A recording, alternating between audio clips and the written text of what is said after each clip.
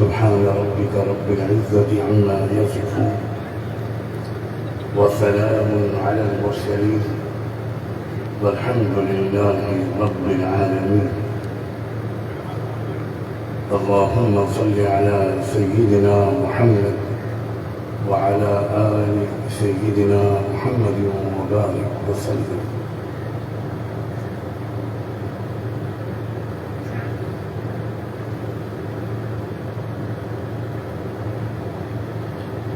نہایت محبت اور قدر و احترام اور عزت کے لائق عزیز نوجوان،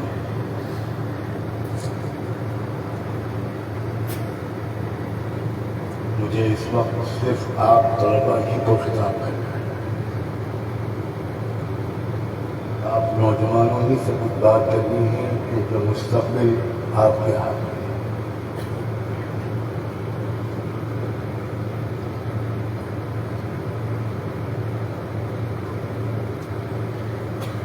ایک لاکھ یا 1.25 لاکھ نبی اور رسول جو اللہ نے بھیجے، ان میں سے کسی نبی اور کسی رسول نے اپنی اور اپنی قوم کے حقوق کی لڑائی نہیں لڑی. میں دوبارہ دہراتا ہوں اس جملے کو، ہو سکتا ہے کہ میں تیسری بار بولوں.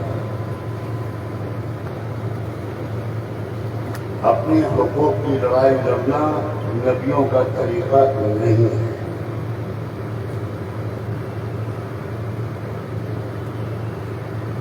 نبی اپنی قوم کو ان کے حقوق دلانے کی لڑائی لڑتے ہیں. غریبوں کو حقوق ملے، مزدوروں کو حقوق ملے، مظلوموں کو حقوق ملے، سب کے ساتھ انصاف ہو، سب کے ساتھ انصاف. صرف میرے ساتھ، میرے والوں کے ساتھ انصاف ہو، یہ کسی نبی کی سوچ نہیں. لِيَقُومَ النَّاسُ بِالْقِسْطِ. اللہ نے سورہ حدید میں صاف فرمایا، لَقَدْ أَرْسَلْنَا رُسُلَنَا بِالْبَيِّنَاتِ. ہم نے اپنے پیغمبروں کو بھیجا، ایک پیغمبر نہیں، سب پیغمبر بالبینات، بالکل واضح سیدھی سادی دلیلوں اور احکام کے ساتھ. وَأَنزَلْنَا مَعَهُمُ الْكِتَابَ وَالْمِيزَانَ. اور ہم نے ان کے ساتھ 2 چیزیں اتاری، ایک الکتاب اور ایک انصاف کی ترازو. مقصد کیا تھا؟ لِيَقُومَ النَّاسُ بِالْقِسْطِ، تاکہ سارے انسانیت کو انصاف ملے، سب لوگ انصاف کا نظام قائم کریں. انصاف کا نظام آخرت میں قائم نہیں کرنا ہے، انصاف کا نظام اس دنیا میں قائم کرنا.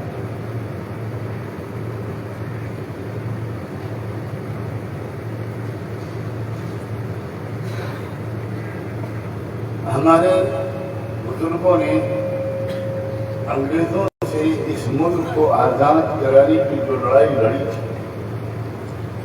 جس کا تذکرہ ہماری ہر تقریر میں ہوتا ہے.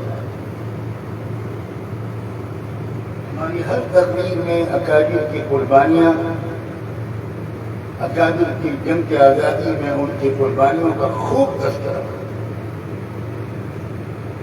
لیکن میں آج صاف لفظوں میں ایک بات کہنا چاہتا ہوں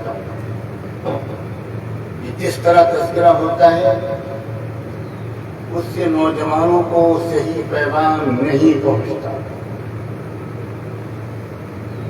نوجوان یہ سمجھتے ہیں، کہنے والوں کا یہ مقصد ہوتا ہو، یہ میں نہیں کہتا، لیکن جو میسج جاتا ہے مجھے جاتا ہے کہ جیسے انگریزوں سے مسلمان بہت تنگ تھے اور مسلمانوں نے اپنے ساتھ انصاف کے لیے، اپنے حقوق پانے کے لیے، اپنے کو آزاد کرانے کے لیے وہ قربانیاں دیں. اس سے بڑھ کر اس آسمان کے نیچے کوئی جھوٹ نہیں ہو سکتا. اس کو درست کر لو عزیز نوجوانوں. مسلمانوں نے اس ملک کے تمام باشندوں کے لیے، علماء کرام نے اس ملک کی تمام قوموں کے لیے، اور میں قوموں کا لفظ بول رہا ہوں، ابھی تشریح کروں گا کیوں بول رہا ہوں. تمام قوموں، ہر ذات کے لوگ، تمام کسانوں، تمام مزدوروں، تمام مظلوموں، تمام محروموں، تمام عورتوں، تمام بچوں کو ان کے حقوق اور انصاف دلانے کے لیے وہ قربانیاں کی تھیں.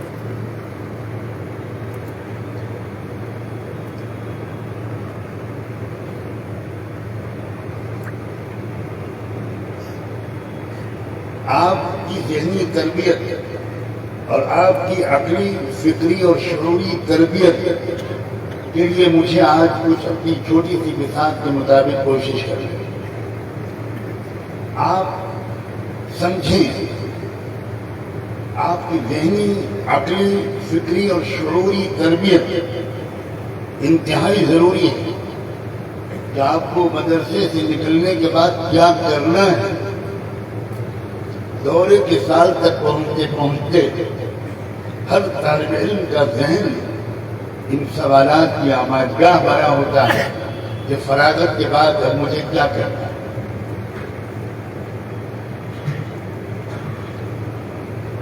اور ذہن میں یہ آتا ہے کہ اور کیا کرنا ہے، کسی مدرسے میں لگ جانا ہے، مسجد میں امامت کرنی ہے، کیونکہ یہی ہوتا ہے نا. میں آپ سے جواب چاہتا ہوں. ہمارے زمانے میں تو نوجوانوں کی آوازیں اتنی ہلکی نہیں ہوتی تھی.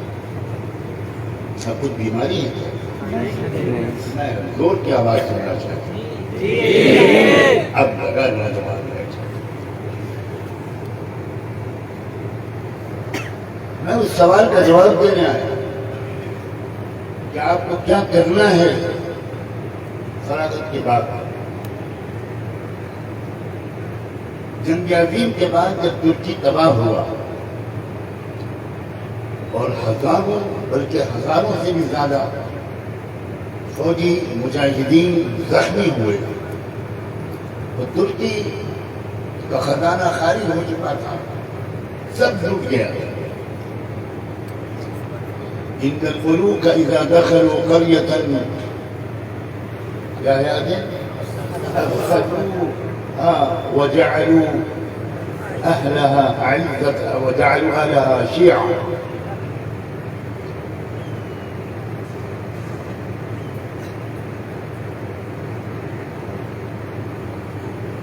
اس وقت ترکی کے مجاہدین کے بارے میں یہ خبریں آ رہی تھیں جو تڑپ رہے ہیں، ان کا علاج نہیں ہو پاتا. حضرت شیخ الہند رحمۃ اللہ علیہ نور اللہ مرکزہ نے دارالعلوم دیوبند میں چھٹی کر دی اور تمام اساتذہ اور طلباء کو ملک کے کونے کونے میں بھیج دیا کہ جاؤ اور ترکی اور بلقان کے زخمی مجاہدین کے لیے چندہ جمع کرو. اور وہ ملک ہندوستان یہ نہیں تھا جو موجودہ ہے، اس میں کئی ممالک شامل تھے.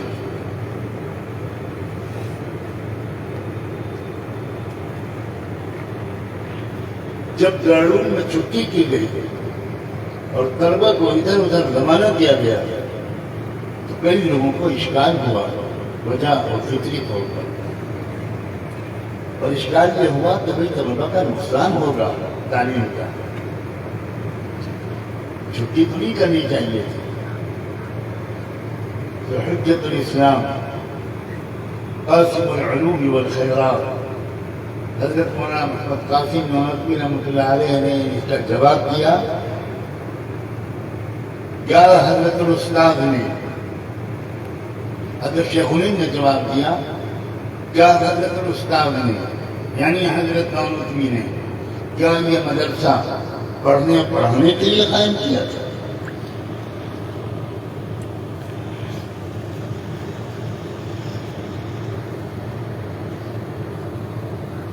اس جملے میں سب کچھ چھپا ہوا ہے.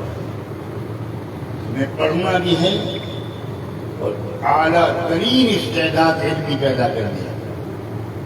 ہمیں پڑھانا بھی ہے اور علوم کھول کے پلا دینے ہیں اپنے طلباء کو. لیکن ہمیں اور بھی کچھ کرنا ہے. ابھی یہاں فکر ولی اللہ کا لفظ بولا گیا. ہمارے مولانا جمیل صاحب نے فکر ولی اللہ کے لفظ بھی بولا اور اسی کے ارد گرد ان کی پوری گفتگو تھی. ہم بڑے فخر سے منسوب کرتے ہیں حضرت شاہ ولی اللہ رحمۃ اللہ علیہ کی طرف اپنے آپ کو، لیکن تؤمنون ببعض الکتاب وتکفرون ببعض. شاہ ولی اللہ کی فکر کا خلاصہ ایک شعر نے کہا ہے، ایک صاحب دل شاعر نے، جن کا کلام کئی مرتبہ ایسا ہوتا تھا کہ اگر کوئی ان کے کلام کے نیچے لکھ دیا علامہ اقبال تو کوئی شبہ ہی نہیں کر سکتا تھا کہ یہ اقبال کا کلام نہیں ہے. ان کا ایک شعر ہے کہ جمے تو مدرسہ و خانقاہ اٹھے تو سپاہ. جمے تو مدرسہ و خانقاہ اٹھے تو سپاہ، یہی ہے مختصراً حکمت ولی اللہ.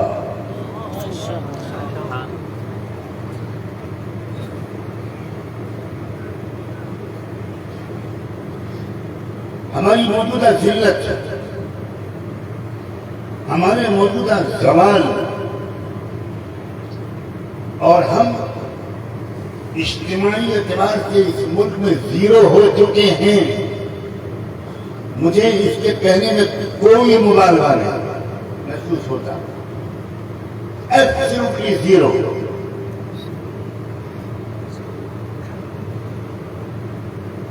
اس کی ایک ہی وجہ کہ آزادی کی لڑائی تو ہم نے لڑی تھی، ہمارے بزرگوں نے، ہم نے نہیں، ہمارے بزرگوں نے ملک کے تمام باشندوں کو ان کے حقوق دلانے کے لیے.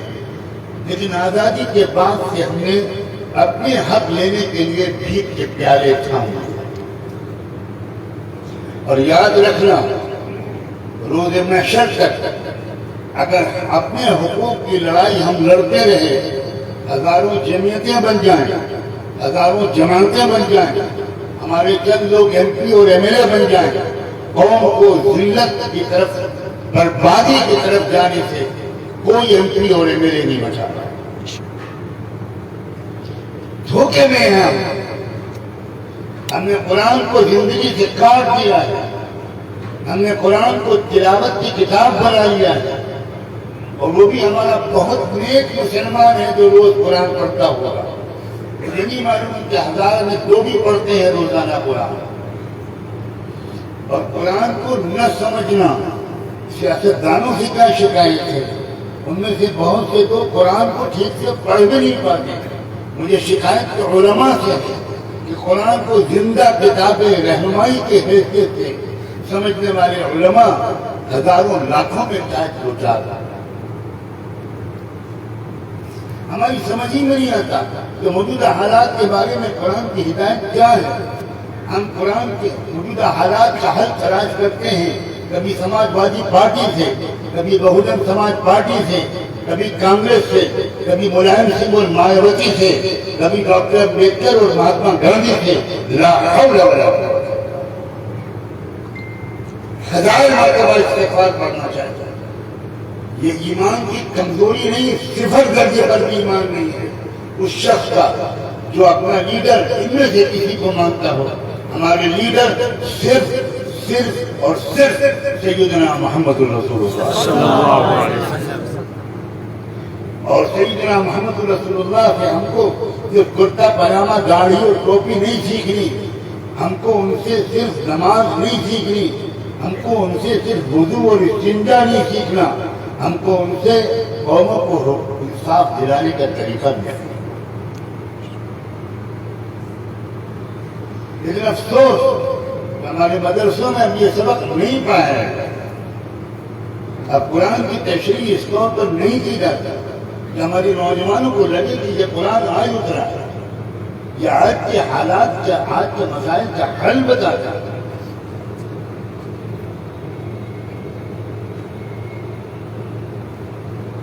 ہمیں معلوم ہے کہ قرآن میں مہاجرین کا تذکرہ ہے، وہ تشریح ہوتی ہے، اگر کہیں ہوتی ہے تو کہیں انصار کا تذکرہ ہے، ان آیتوں میں مشرکین کا تذکرہ ہے، ان آیتوں میں منافقین کا تذکرہ ہے، ان آیتوں میں یہودیوں کا تذکرہ ہے، ان آیتوں میں نصارہ کا تذکرہ ہے، ان آیتوں میں غزوہ احد اور بدر کا تذکرہ ہے، ان آیتوں میں غزوہ حنین کا، غزوہ احزاب کا تذکرہ ہے۔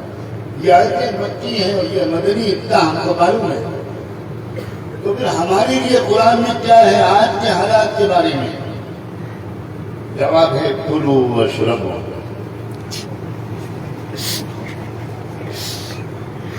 اور اس میں بھی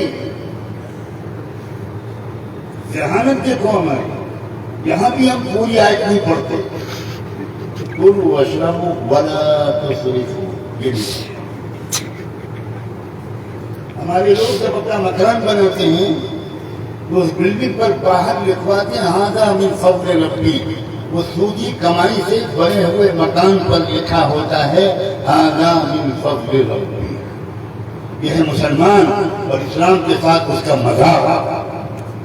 اور یہاں بھی ہوشیاری، یہاں بھی پوری آیت نہیں لکھتے ھذا من فضل ربی لیبلونی اشکر ام اکفر، یہ اللہ کی میرے اوپر ایک نعمت ہے اور یہ اس نے مجھے اس لیے دی ہے کہ وہ میرا امتحان لینا چاہتا ہے کہ میں شکر گزار بنتا ہوں یا نمک حرام اور ناشکرا بنتا ہوں۔ نوجوانوں، صحیح طریقے سے قرآن کو سمجھنے کی کوشش کرنا، صحیح طریقے سے اسلام کو سمجھنے کی کوشش کرنا۔ اسلام اس لیے نہیں آیا کہ مسلمان نام کی ایک قوم بنا دے جو دوسری قوموں سے اپنے حقوق کی لڑائی لڑے، ہرگز نہیں۔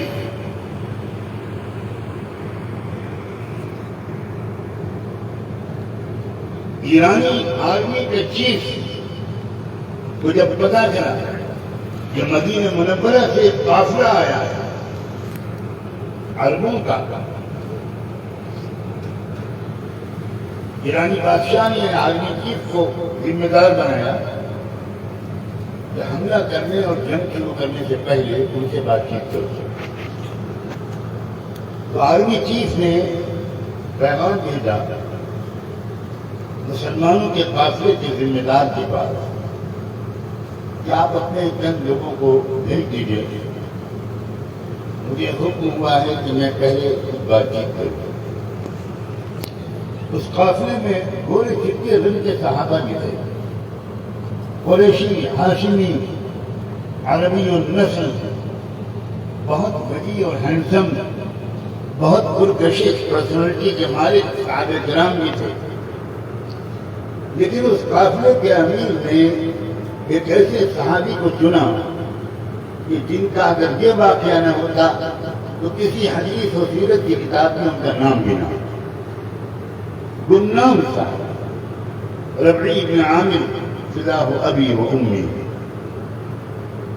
چھوٹے سے قد کے، سانولے رنگ کے، اتحادی نظر آنے والے صحابی آرمی چیف سے نیگوشیشن اور بات چیت کے لیے بھیجا جا رہا ہے۔ کس اداؤں کے ساتھ ربیع بن عامر گئے،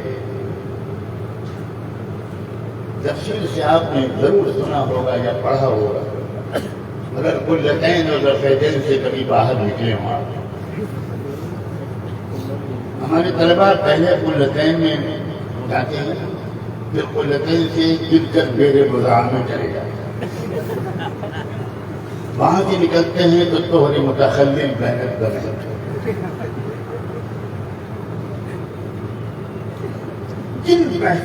جن مسائل پر 10 سال پیسے ہو رہے کرتے رہو 200 سال پیسے، کوئی شافعی حنفی نہیں ہوگا اور انشاءاللہ کوئی حنفی شافعی نہیں، اچھی امید کرتے رہو۔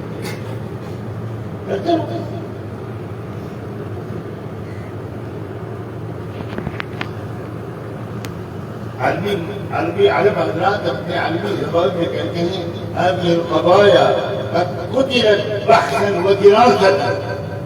قتلت وہی لفظ بولتے ہیں. یہ مسائل جو ہیں یہ شہید ہو گئے، بحث ہوتے ہوتے سب ختم ہو گیا، ہو گئے، انتقال ہو گیا. کیا بھائی آگے بڑھو. افغانستان کے لوگ اگر قلتین میں ڈوبے رہتے تو 40 سال سپر پاوروں کا مقابلہ کر سکتے. فلسطین کے لوگ اگر رفیدین میں ڈوبے رہتے تو اسرائیل جیسے دہشت گرد کا جانبازی کے ساتھ مقابلہ کر سکتے تھے.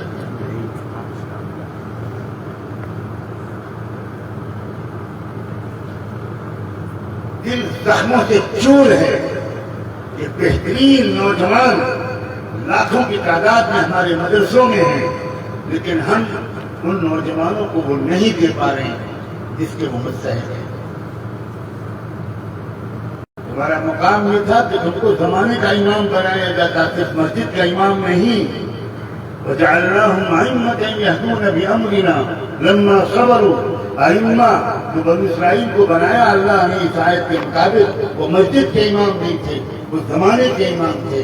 امامت کا مرکز مسجد ہونی چاہیے، لیکن امامت کا دائرہ بازار، عدالت، کچہری، تھانہ، law and order, finance ministry, foreign ministry, امن و قانون، ہر شعبہ ہونا چاہیے.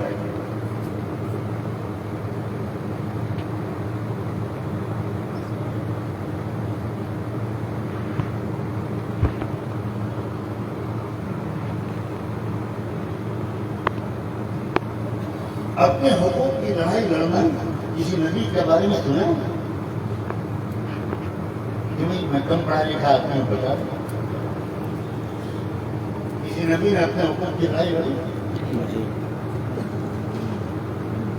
اگر ایک نبی نے صاف صاف بولا تو کیا بولا؟ ارسل معنا بنی اسرائیل، ارسل معي بنی اسرائیل. یہ جو قوم ہے جس کو تم نے غلام بنا رکھا ہے فرعون، اس کو آزاد کرو. مقاصد نبوت میں سے تھا قوم بنو اسرائیل کو آزادی دلانا. یہ موسمی نبوت کی مقاصد بعثت میں سے.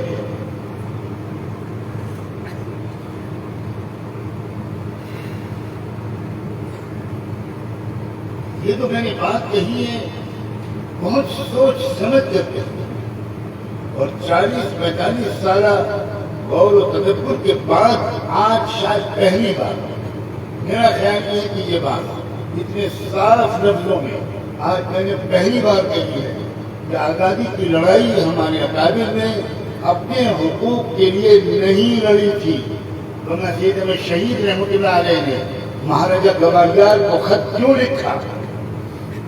راجہ مہندر پرتاپ کو حضرت شیخ الہند نے وزیر اعظم کیوں مقرر کیا؟ اگر اپنے حقوق کی لڑائی تھی، راجہ مہندر پرتاپ کو افغانستان بھیجا اور گورنمنٹ ایگزائل جسے آج کل کہتے ہیں کہ حکومت وطن سے باہر ملک ہند کا وزیر اعظم بنا کر حضرت شیخ الہند نے راجہ مہندر پرتاپ سنگھ کو بھیجا. یہ لڑائی باشندگان ہند کی لڑائی تھی. لیکن آزادی کے بعد اتنا بڑا المیہ اور ٹریجری ہوئی. تاریخ میں ایسے بھیانک حادثے کبھی کبھی ہوتے ہوں گے جیسے آزادی کی لڑائی کے بعد بھی، اور اس کی تفصیل میں اس وقت نہیں بتاؤں گا. جو لوگ میرے پاس اس کی تفصیل سننے کے لیے سنجیدہ طالب بن کر، سپاہی بن کر ملک کو آزاد کرانے کی نئی جدوجہد میں شریک ہونے کے لیے آئیں گے، میں ان کو بتاؤں گا. میں بالکل مجمع عام میں بلا طلب بیٹھے ہوئے لوگوں میں انتہائی قیمتی بات کو بیان کر کے اس بات کو بے وزن نہیں کرنا چاہتا. دیکھتا ہوں کہ اتنے لوگ آتے ہیں. یوں تو مقتل میں تماشائی بہت آتے ہیں، یوں تو مقتل میں تماشائی بہت آتے ہیں. آؤ اس وقت کہ جس وقت پکارے گا.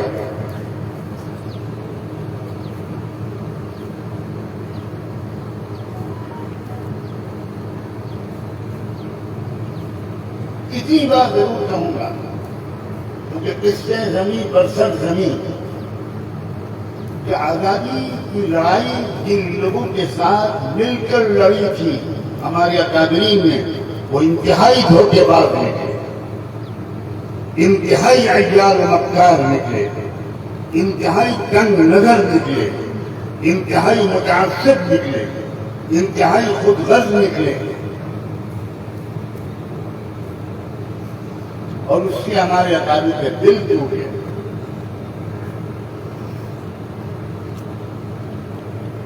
وہ کوشہ نشی ہو گئے۔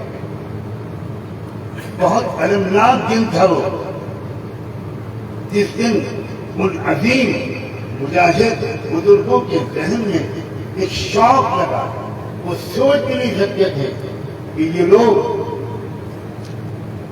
جو اتنی خوبصورت باتیں کرتے ہیں، اتنی بہترین شیروانی پہنتے ہیں اور اس پر گلاب کا پھول لگاتے ہیں، یہ لوگ اتنے مکار، اتنے دھوکے باز ثابت ہوں گے۔ میں یہاں بیٹھ کر کہنا چاہتا ہوں، دارالدیوبند پر پہلا چھاپا پنڈت جواہر لال نہرو کی وزیر اعظم بننے کے کچھ ہی دن کے بعد پڑا، جس دیوبند میں نہرو اور گاندھی کے ساتھ مل کر اصل میں آزاد کرایا تھا اس ملک کو۔ ہزاروں علماء پھانسی پر چڑھے تھے، اس سے بہت پہلے کی تاریخ ہے۔ اسی نہرو نے دارالدیوبند پر چھاپا جمایا اور وہیں سے آنکھ کھل گئی، اندازہ ہوا کہ یا اللہ، یہ کاریگر لوگ، یہ مقدس نظر آنے والے لوگ، یہ سیکولر نظر آنے والے لوگ، یہ کس قدر دھوکے باز ہیں، کس قدر عیار و مکار ہیں۔ اور اس کے بعد ایسا دل ٹوٹا کہ انہوں نے کہا کہ بھئی اب آج سے ہم سیاست کے بارے میں کوئی بات نہیں کریں۔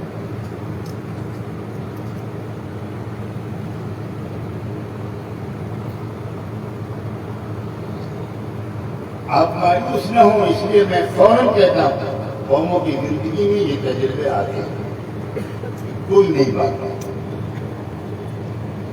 نور الدین زنگی اور سلام الدین ایوبی کی تاریخ پڑھیے، حضرت سید میں شہید اور شاہ اسماعیل شہید کی تاریخ پڑھیے۔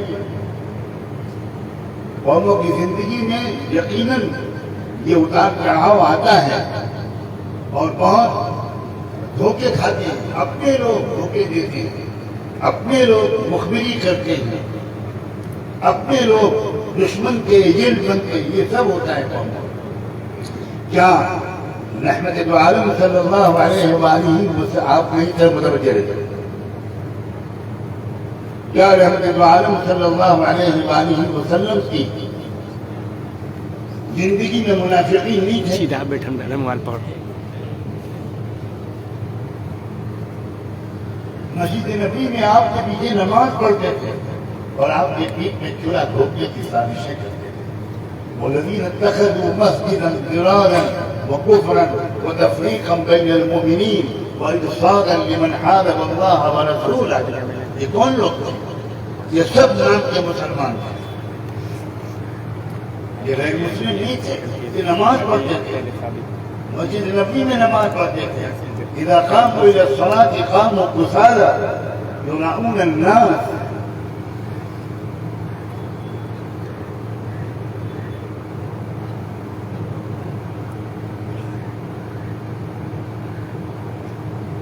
اب آپ کو کیا کرنا ہے؟ آپ کو پچھلے تجربوں سے فائدہ اٹھا کر اور یہ بات یاد رکھتے ہوئے کہ ایک مومن ایک دل سے دو بار نہیں ڈسا جاتا، آپ کو سب سے پہلے اپنی نیت بدلنی ہے۔ آپ کو اپنے حقوق کی لڑائی، میں جملہ پورا نہیں کروں، نہیں لڑنی ہے۔ کچھ لوگ آگے کے بولے، پیچھے کے لوگ یاد رہیں گے،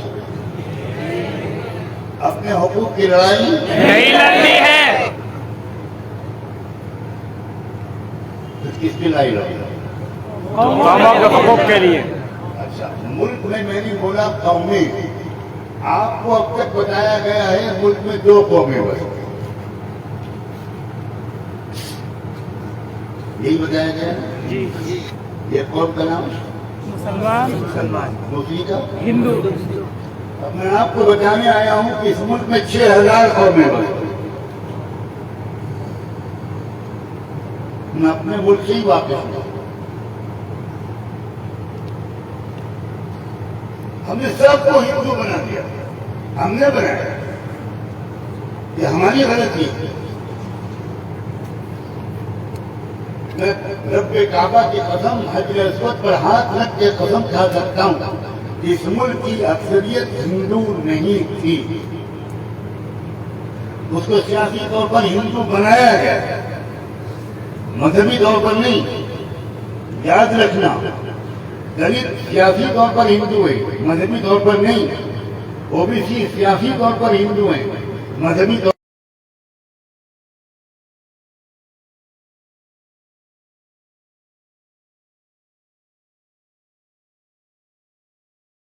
لوگ, آدیواسی لوگ, 12 کروڑ آبادی ان کی اس ملک میں, وہ سیاسی طور پر ہندو ہیں, مذہبی طور پر نہیں. ہمارے ملک کی موجودہ صدر جمہوریہ نام معلوم ہے؟ میں امتحان لیتا ہے. द्रौपदी मुर्मू. نہیں معلوم کہ میں چاہوں گا آپ اللہ والے. اگر معلوم کہ میں چاہوں گا آپ ذریعہ, دونوں کے آپ پاس. یہاں فیل کوئی ہے ہی نہیں. کیونکہ کیا نام द्रौपदी मुर्मू. مرمو, راشٹرپتی مرمو صاحبہ گئی مندر. تو مندر کی جو اصل جگہ ہے جس کو گھر کھڑا کہتے ہیں, وہاں ان کو نہیں جانے دیا گیا. وہ بیچ میں ایک پھاٹک, اس کے پیچھے ہاتھ جوڑے کھڑی رہی, اندر نہیں جانے دیا گیا. ملک کی صدر جمہوریہ ہیں, مگر چونکہ وہ مذہبی طور پر ہندو نہیں ہیں اس لیے اس مندر کے اندر نہیں جاتے. پچھلے صدر جمہوریہ کیا نام تھا ان کا؟ رام ناتھ کووند. بڑے پڑھے لکھے بول رہے. کیا آپ لوگ خالی اخباری پڑھتے رہتے ہو اس میں شاشن؟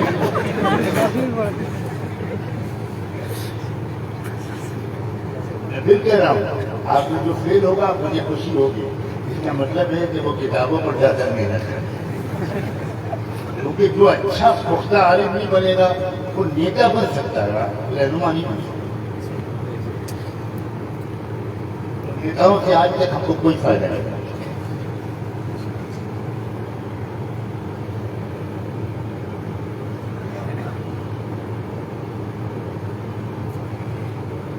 پچھلے صدر جمہوریہ وہ بھی پوری کے بڑے تاریخی مندر میں پوجا اور درشن کے لیے گئے. ان کو تو دروازے کے اندر نہیں جانے دیا گیا. ان کے سیکورٹی اسٹاف میں جو براہمن تھے وہ اندر گئے, لیکن صدر جمہوریہ کو باہر روک دیا گیا, بلکہ دھکا دے کر باہر نکالا گیا. جب وہ اصرار کر رہے تھے تو ان کو تھوڑا سا پش کر کے باہر نکالا گیا. اس کا مطلب یہ سمجھو اس بات کو, ہمیں کن قوموں کے ان کو حقوق دلانے ہیں. ہم قوموں کو پہچانے تو, ہم پہچانے تو کہ اس ملک میں کون مظلوم ہے.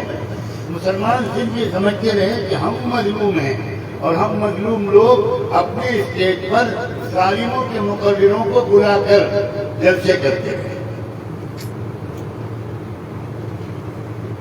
کیا طریقہ ہے؟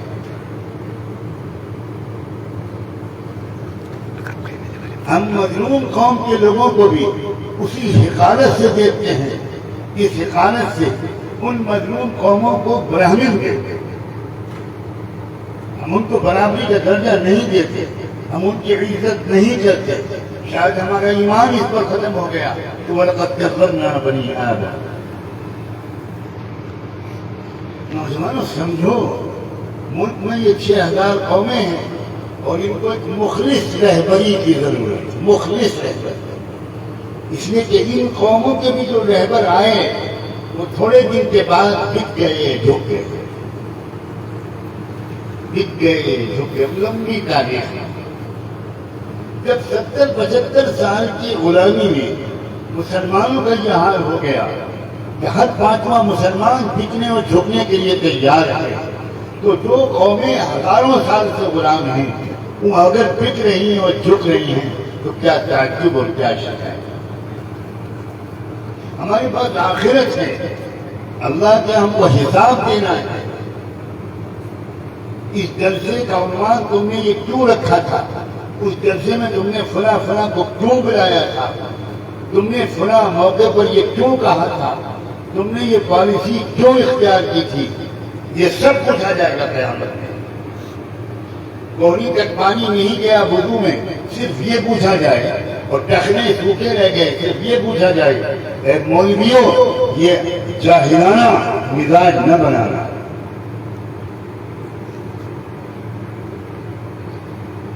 جو اپنے کو علماء کہلائیں ان کی وہی ذمہ داریاں ہیں جو رسول اللہ صلی اللہ علیہ وسلم.